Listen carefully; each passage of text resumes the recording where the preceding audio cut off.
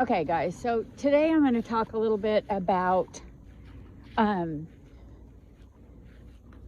bugs in the garden. Especially I have here in Southwest Oklahoma, I have blister beetles. Oh, I have grasshoppers and blister beetles. And at this time of the year, you know, when it's getting towards fall, the bug population is so intense. It's really hard to keep up with, especially to organic. And I guess we had some wind blow some trash into my tomato plant. But anyways, I'm going to show you real quick what I found, because I think it's pretty exciting. I use diatomaceous earth for everything, but to me it doesn't really work on bigger bugs like beetles and stuff. But yesterday, you can see my tomato plants, you can see right here, they've just been eaten down to nothing. And this is all from blister beetles, not grasshoppers. And this was covered in blister beetles, which they moved. There's one right there. If I can get in there and you can see him. I don't know if you can see him. He's gray. He's right there in the middle of the screen. But anyways,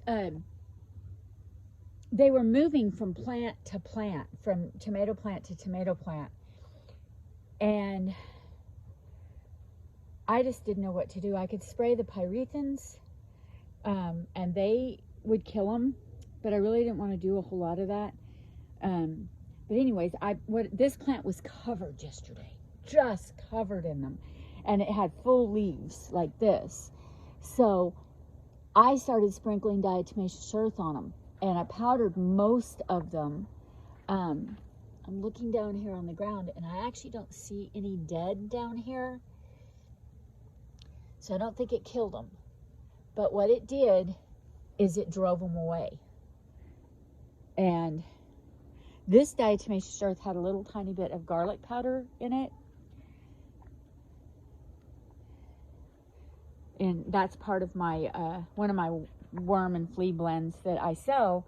And I was working yesterday, and I had come out here to make lunch, and I was like, I got to do something. And I just started sprinkling it directly on them, and they're gone. So that was very helpful. Well, there's one. Let's see, what is he doing?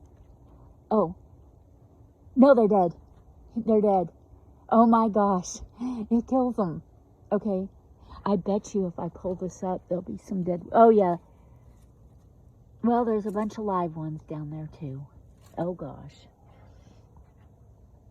Well, they're not on the plant. They don't like eating the diatomaceous earth. They're definitely there. See, that's a blister beetle. Well, it's worth a try. They're definitely not eating the plant, and they're not covered on there. So I'm going to go ahead and do all my tomato plants and see if I can deter them. But I thought it was a good tip. The grasshoppers don't usually eat my tomatoes. They eat all my okra. I'm going to try and see. I know flour is supposed to be really good for the grasshoppers to sprinkle it on. But that is, I think those are red, Chinese red yard-long beans. And the grasshoppers have been chewing on those, but not too bad.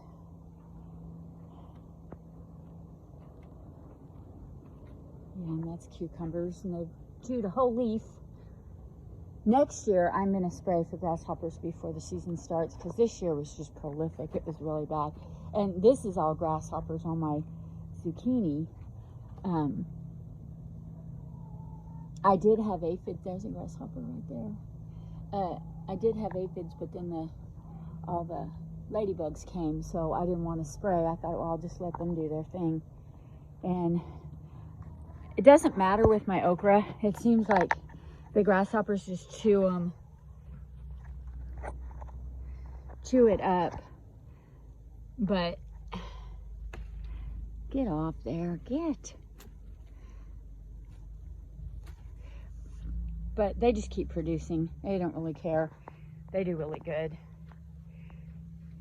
But anyways, if you have blister bugs like I do, you might want to try the diatomaceous earth, because it sure stopped them in their tracks. They quit eating this tomato. Now, I don't know if I can Well, they're on the place where I didn't put it. But I don't know if I can put it, or if, you know, like if well, it'll stay on there as long as it doesn't rain. But I don't know how it's going to affect the plant, if it's going to grow or not. But it's just really hard to garden in southwest Oklahoma in, you know, September, August, September. It is so hot. We were having like 110, 111 every day. And just, we were in a total dry spell. And then all of a sudden we got all this rain, and we are so humid now in the 90s and just super humid.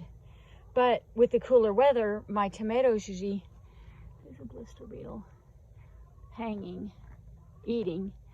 I'm gonna go sprinkle on this little plant here and see if I can get rid of them. But yeah, it's worth a try. Or if you know of anything organic for blister beetles, they don't touch my rosemary, thank goodness. But just leave a comment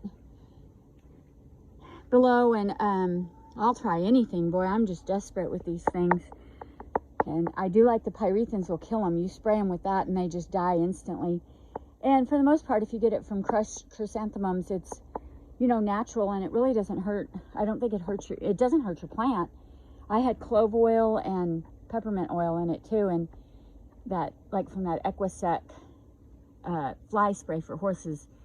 It's all 100% natural, and it works. But I mean, you have to buy it by the gallon.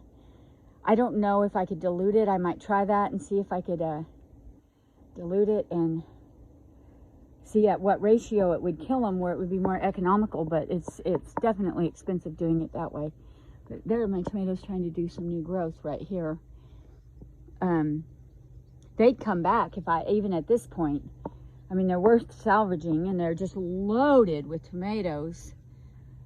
But I go through this every year. I just haven't had the blister bugs this late and this many. I know one thing, here in Oklahoma, I won't be buying third cutting alfalfa.